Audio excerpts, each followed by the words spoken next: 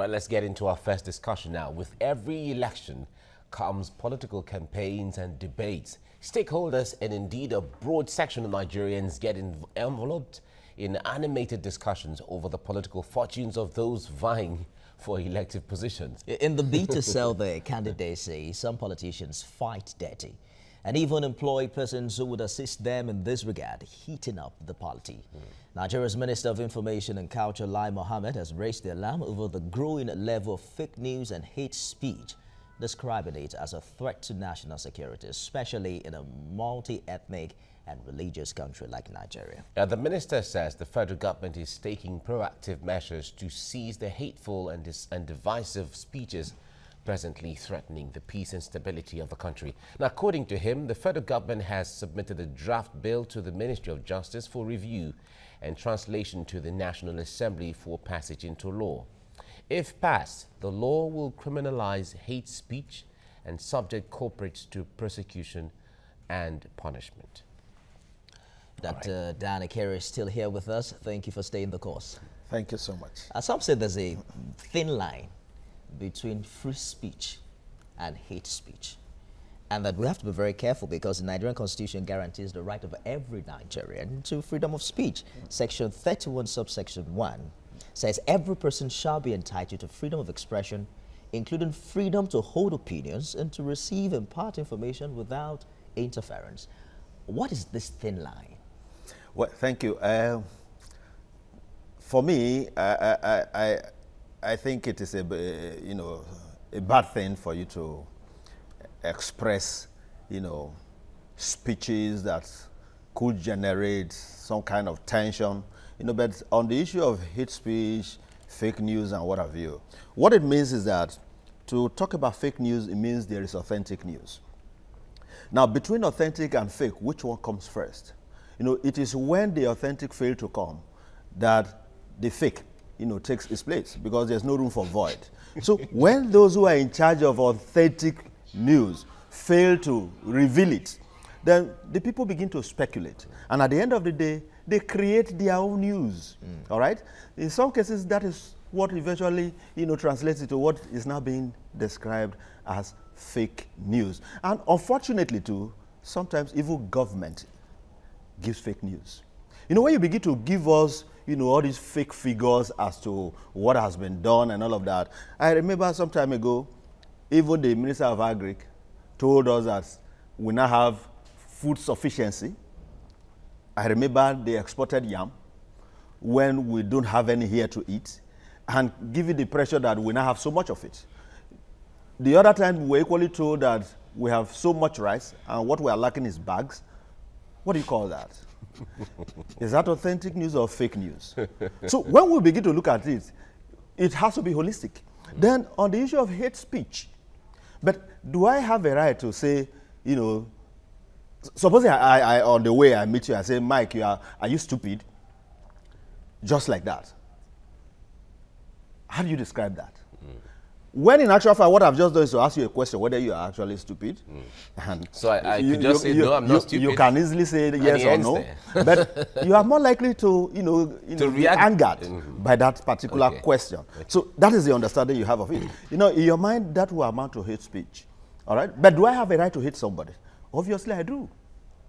For as long as, I don't, come into your own terrain because I hate you to now hate you or something, I have the right to express hatred, So, assuming somebody is now oppressing captured within the Constitution. So that is what, of course, the Constitution. The right to hate. Yeah, of course, you have a right. Because but how you express the hatred is what becomes an issue.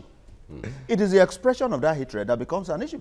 Otherwise, there's nothing wrong with saying that, well, I hate this person. I don't think there's a crime in that. All right. But when you now express in a manner, but on the issue of linking it with issues that have to do with governance. Maybe legally, that may not be captured.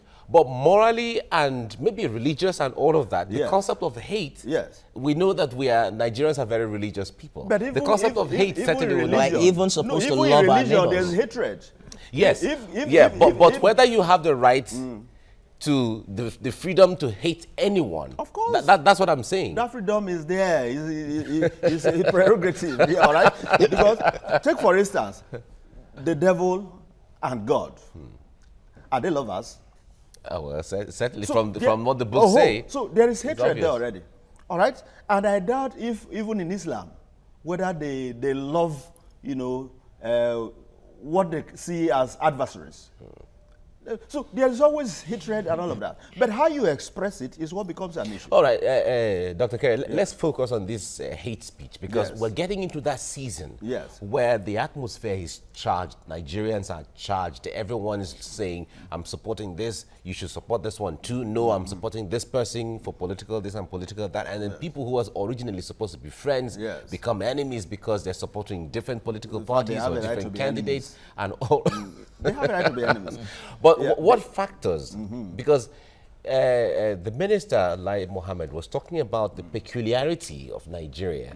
What factors really in our own country generate hate speech? Exactly. So I was actually coming to that because a while ago we had primary elections in Lagos, particularly the APC. All right? And we listened to the governor when he made some statements, all right, about his opponent, who eventually became the candidate of the party and all of that. If that is what you describe as hate speech, all right? Now, if you attack the person of the other person, he has a right to, you know, seek redress. In court? Yes, all right? So that is already provided for. You don't need any special bill on hate speech on that, such that you begin to, it will not be you who will define what hate speech is, to the extent that nobody will be able to talk freely in Nigeria. Okay, so like libel and defamation, they are and already all of there. that. Okay. Okay. Now, should you choose to begin to maybe focus on the character of your opponent, all right, leaving the issues you ought to address, the people you are campaigning to are listening. Isn't the character, competence, capacity of the individuals, you know, who are supposed to be elected, aren't these also factors that we should look out in an election year? For instance, if someone is saying that this candidate doesn't have the capacity to lead, isn't it a viable, you know, factor to consider in an election year? It's a viable factor, but it has to be backed with facts. You should not just be calumnious. You shouldn't just be, you know, try to denigrate, try to destroy images, try to destroy, you know, the character of the other person for nothing. You must provide your facts that based on A, B, C, D, this person does not have what it takes to lead or to govern. So if you're able to provide such, it's not left for the person to either prove that he or she is not within that, you know, those descriptions. Categorization. Yes. So you can do that, but not to the point of just attacking somebody, the person, for nothing. But in some cases, you find claims that are not, you know, factual. All right? If that is what hate speech is about, yes, then I can begin to tell you it's the wrong one.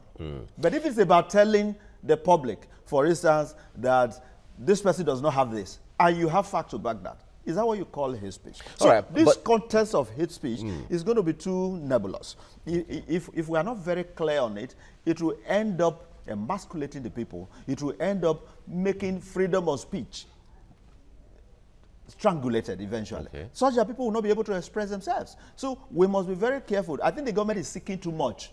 Focus on governance. This idea of hate speech has caused this in Rwanda, has caused this in here. Now, hate speech and hateful conduct, which one is even more critical? Because it is a conduct that will bring about some of these speeches sometimes. And speech can also bring conduct too. Yes, like you mentioned Rwanda. It's both ways. You mentioned Rwanda. I guess the hate speeches from the radio broadcast and all of that are actually compounded and triggered or incited. There was something on ground before the speeches began to come in. So what about hateful conduct by even those in position of governance? What will happen? So at the end of the day, if you are talking about hate speech, put everything about hatred together.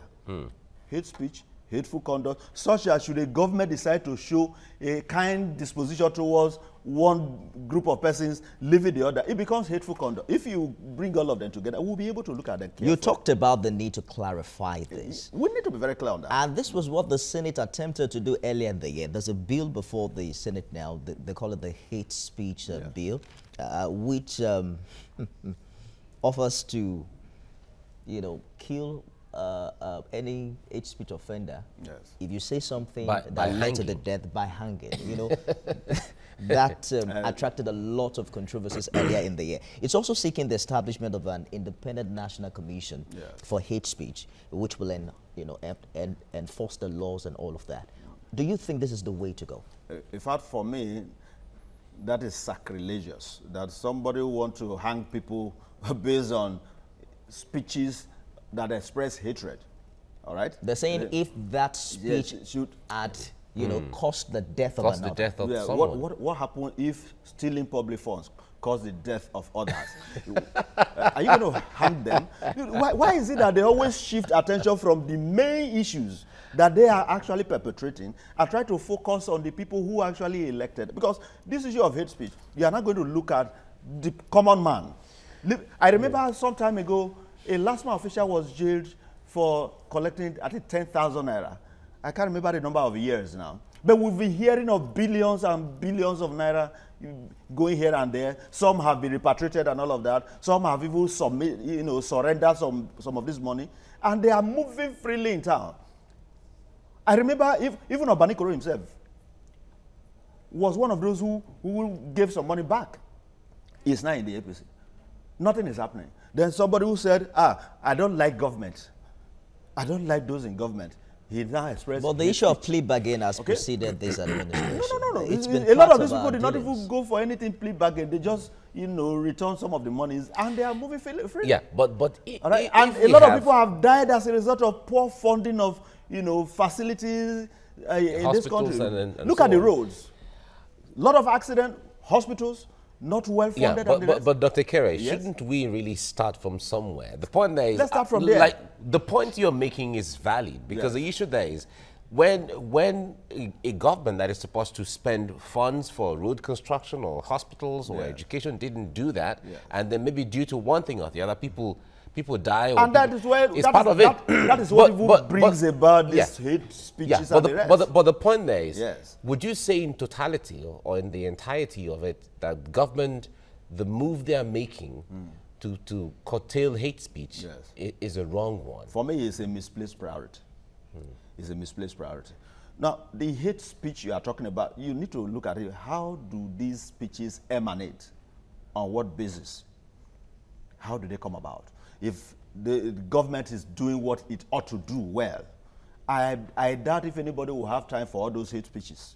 Because the hate speech we are talking about is targeted at government and the rest of it. We are not saying that if both of us have quarrel and I express hatred about you or whatever, that is what they are talking about. I don't think that is what this hate speech is about.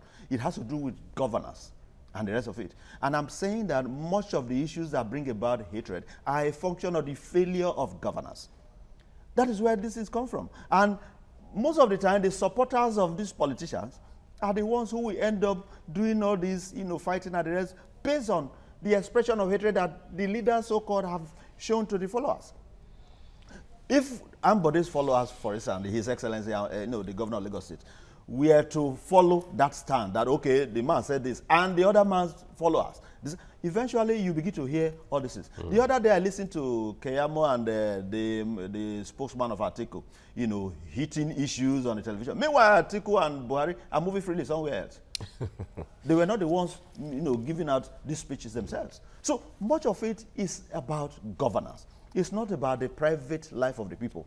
If government is able to do what government is known for and expected to do, you will not give room for all these so-called hate speech and all of that. And in any case, this issue of hate speech, I am saying that has already been taken care of.